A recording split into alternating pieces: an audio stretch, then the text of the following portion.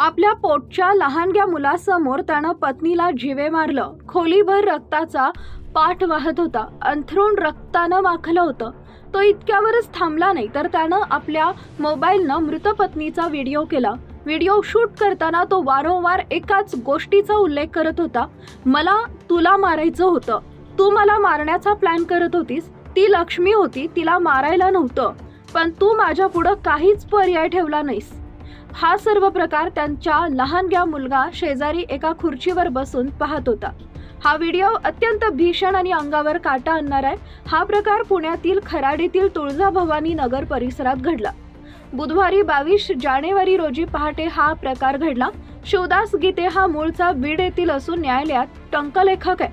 खडकी भागात तो भाडे तत्वावर खोली घेऊन राहत होता। शिवदास गीते हा मूळचा बीड येथील असून न्यायालयात टंकलेखक आहे। काही दिवसांपासून या दाम्पत्यात कौटुंबिक कारणावरून वाद सुरू होता। बुधवारी पहाटे त्यांच्यात वाद झाला आणि त्यानंतर शिवदासनं घरातील शिलाई मशीनच्या कात्रीनं ज्योतीच्या गळ्यावर वार केले। यानंतर घरभर रक्त पसरलं।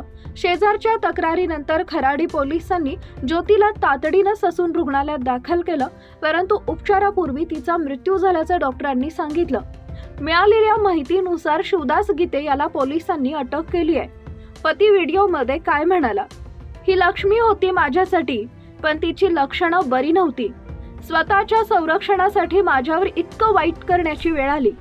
ती मला मारण्याचा प्रयत्न करत होती। तिचे भाऊ माझे मेहुणे त्यांनीही मला मारण्याचा प्रयत्न केला। ही एका मुलाची आई आहे, पण मुलाच्या भविष्यासाठी स्वतःसाठी मी हिला मारलं। हिनं पुण्यात माणसं पेरली होती, घरकाम करायला जाते सांगून माझ्या हत्येचा प्लॅन करत होती। या लेकराचा काय गुन्हा आहे हे वासरू, त्यालाही मारायचा विचार केला असेल तिनं, खानदान संपविण्यासाठी।